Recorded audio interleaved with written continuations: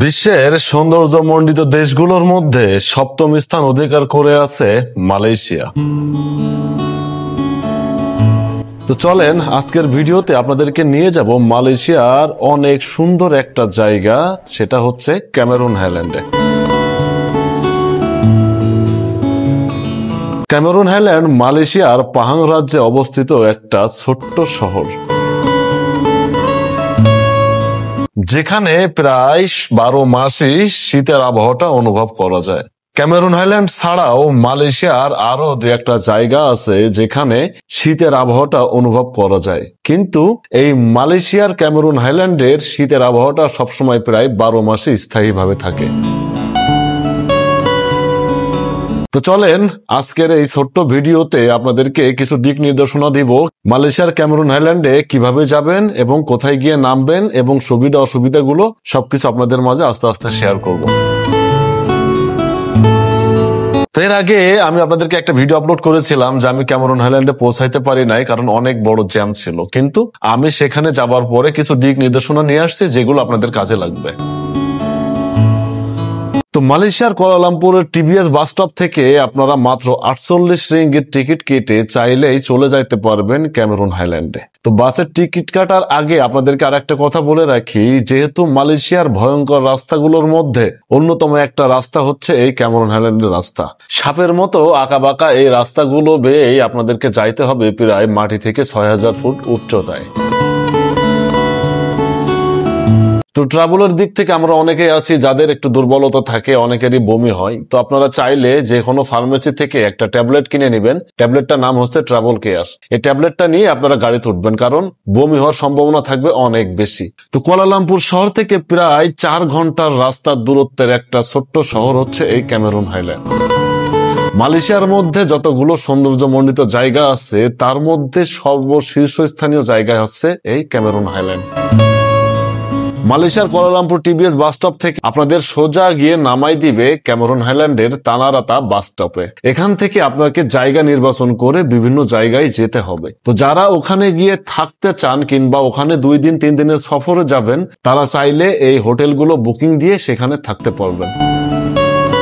যদি আপনাদের driving licence থাকে, এই যে মোটরগুলো রাখা আছে সবকিছু আপনারা ভাড়া নিতে পারবেন দিন চুক্তিতে কিংবা ঘন্টা চুক্তিতে। ক্যামেরুন হাইল্যান্ডের এই তানারাতা বাস স্টপ থেকে আপনাদেরকে ভিতরে যাইতে হবে বেশ দূর। একটা জায়গায় যাইতে আপনাদের বেশ কিছু সময় লাগবে। যদি এই তানারাতা বাস স্টপ থেকে আপনারা হবিটন ভিলেজে যান, তাহলে এখান থেকে আপনাদের দূরত্ব আসবে প্রায় 40 কিলো রাস্তা। আর এখান থেকে যদি স্ট্রবেরি ফার্ম এবং ফ্লাওয়ার গার্ডেন গুলো যা আছে সেই দিকে যান, তাহলে তার দূরত্ব আসবে প্রায় 7 থেকে 8 কিলোমিটার। তবে একটা কথা বলে রাখি, মালয়েশিয়ার ক্যামেরুন হাইল্যান্ডের সৌন্দর্য যদি উপভোগ করতে চান, তাহলে এখানে 1 থেকে 2 দিন এই সফরে হবে না। সর্বনিম্ন 3 দিনের একটা সফর যদি দিতে পারেন, তাহলে মালয়েশিয়ার ক্যামেরুন হাইল্যান্ড দেখে মনের মতো করে আপনারা ফিরে যাইতে পারবেন। আমি জাস্ট একটা জায়গা দেখার সুযোগ হয়েছে আমার, সময় হয়েছে আমার, তো আজকে চলেন আপনাদেরকে নিয়ে যাই সেই টি ভ্যালিতে। তো আমি এখন আছি মালয়েশিয়ার ক্যামেরুন হাইল্যান্ডের টি ভ্যালিতে। এটা হচ্ছে মালয়েশিয়ার ক্যামেরুন হাইল্যান্ডের প্রবেশদ্বার বলতে পারেন। তবে মালয়েশিয়ার ক্যামেরুন হাইল্যান্ডে যাইতে আপনারা 2টা রাস্তা ইউজ করতে পারবেন। একটা হচ্ছে থাফার ভিতর দিয়ে, যেটা কাম্পং এর ভিতর দিয়ে বয়ে গেছে, আর একটা হচ্ছে সোজা জালান ইপো হয়ে ওখান থেকে আপনারা ভিতরে প্রবেশ করতে পারবেন। তো যারা জালান ইপো হয়ে আসবেন তাদের জন্য এই টি ভ্যালিটা হবে শেষ মাথায়, আর যারা থাফা হয়ে যাবেন তাদের জন্য স্ট্রবেরি ফার্ম এবং এই ফ্লাওয়ার গার্ডেন গুলো হবে সেই দিকের শেষ মাথায়।